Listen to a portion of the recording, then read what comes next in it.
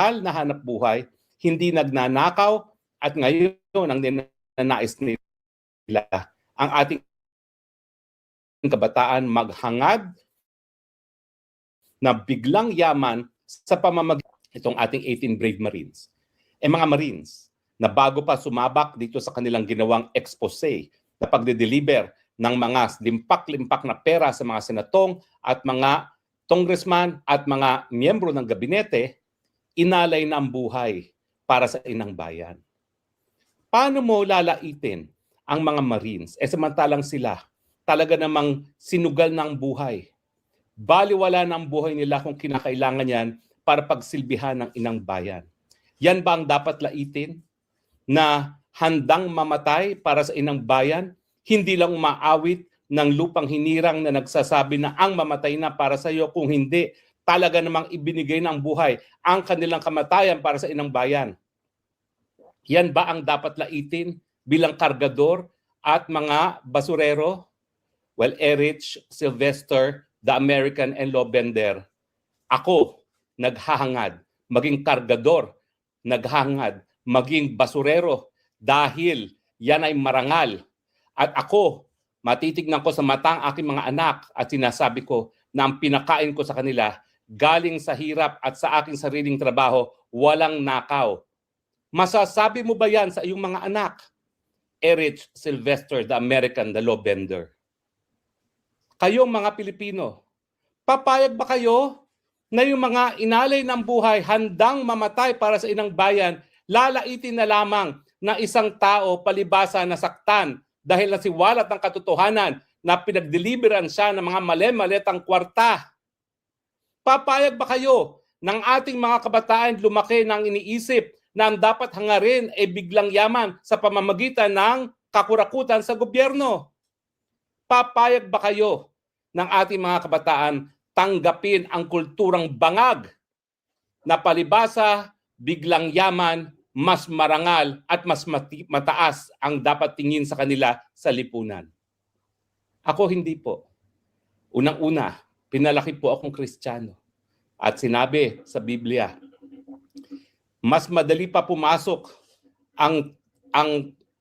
sa karayom ang isang hayop kaysa makapasok ang isang mayaman sa kalangitan. Kaya kami po, pinalaki kami na seek ye first the kingdom of God and everything else will be added unto you. Hindi po kami nagnasa na magkaroon ng biglang yaman, lalong-lalo na kung ito ay sa pamamagitan ng kakurakutan. Nanggaling na po ako dyan sa gobyerno, alam ko po ang temptasyon. Pero kung ikaw naman po ay may takot sa Panginoon at pinalaki na talagang ang dapat mong kabuhayan ay galing sa iyong sariling hirap at pawis, hindi po kayo bibigay sa temptasyon.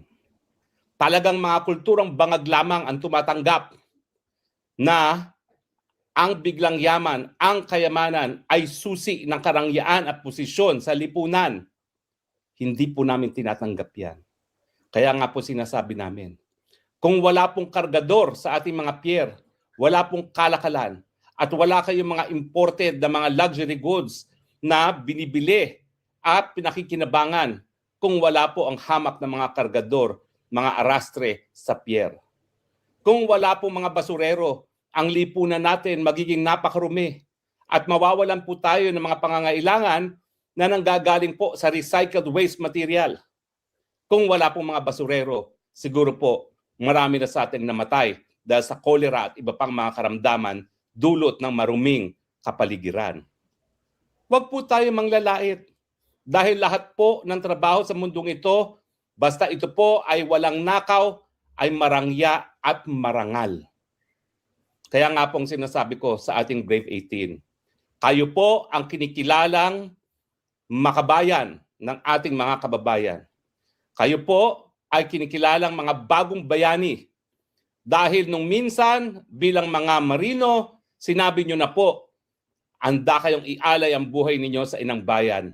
At nung kayo'y nagsalita ng katotohanan, napilit na sinusupil ng Malacanang senators ng BBM 11+1, lalo pa kayo naging mga bayani. Dahil hindi namin kayang ginawa ninyo na talagang isugal ang buhay para sa inang bayan. Ang aking ninanais, sana po ang aking mga anak, ang aking mga apo, kayong Brave 18, kayong kilalanin na tunay na bayani ng bayan, hindi ang mga magnanakaw na nakabarong at naka-Amerikana.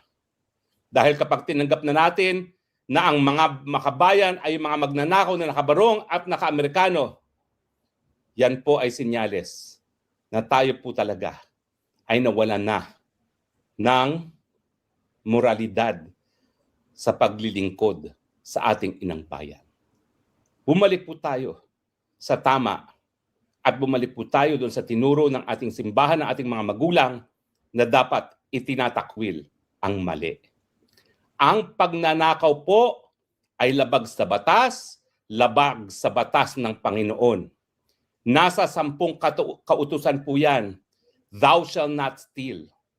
Mas matindi po na kasalanan ang pagnanakaw, lalong-lalo na kung ang pinagpepiestahan ay pondo para maibsan ang kahirapan ng mga taong bayan natin pag meron pong malakas na bagyo at ngayon malakas na lindol. Bakit naman kasi pinagnanasaan? Bakit naman kasi pinagdiriwang ang aberya dahil lamang sa oportunidad na magnakaw? Mga kababayan, wag po tayo magpadala sa mga bonggang buhay ng mga magnanakaw na ito. Isipin po natin, ang marangal na pamumuhay ang siyang tinuro ng ating Panginoon. Itakwil po natin ang temptasyon ng dyablo, ang biglang yaman dahil sa pagnanakaw sa gobyerno. Maraming salamat po sa inyong lahat, sa inyong patuloy na pagtangkilik. Sana po isuka natin ang mga gaya ni Erich Sylvester, the American, the law bender. Hanggang sa muli po nating pagkikita, ito po inyong spokes ng bayan, Harry Roque, yung nagsasabi, I love you, Philippines. You're the only country that I have. You're the only country that I will love. God bless the Philippines.